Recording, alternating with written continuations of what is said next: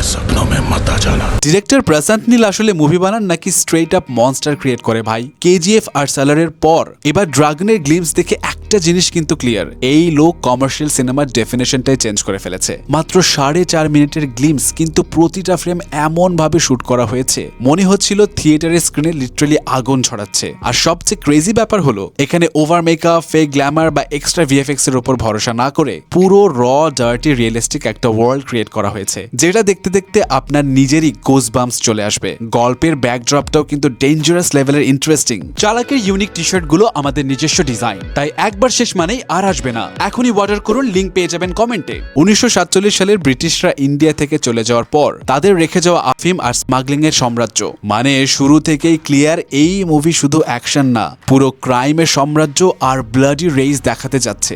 আর ভাই ব্যাকগ্রাউন্ড ন্যারেশনটা, ক্রিয়েশনের 6 দিনের কথা বলার পর যখন লাইনটা আসে The devil was born.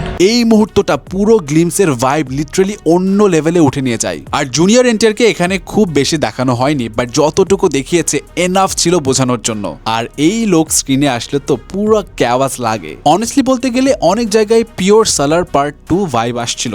আর এইটা কিন্তু ব্যাড থিংস না, বরং প্রশান্ত নীলের নিজের একটা সিনেমাটিক ইউনিভার্স ফিল হচ্ছিল। আর শেষে অনিল কাপুরের এন্ট্রি, ভাই ওই মোমেন্টটা পুরা গ্লিমসের পারফেক্ট পে অফ ছিল। লুক, প্রেজেন্স, অরা সবকিছু মিলিয়ে পিওর স্যাটিসফ্যাকশন। দিন শেষে একটা জিনিস কিন্তু ক্লিয়ার, প্রশান্ত নীল অডিয়েন্সকে স্টোরি বলার আগে অ্যাটমসফিয়ারের মধ্যে ঢুকিয়ে দেয়। আর ড্রাগন গ্লিমস দেখে মনে হচ্ছে এবারও বক্স অফিসে আবার নতুন মনস্টার জন্ম নিতে যাচ্ছে।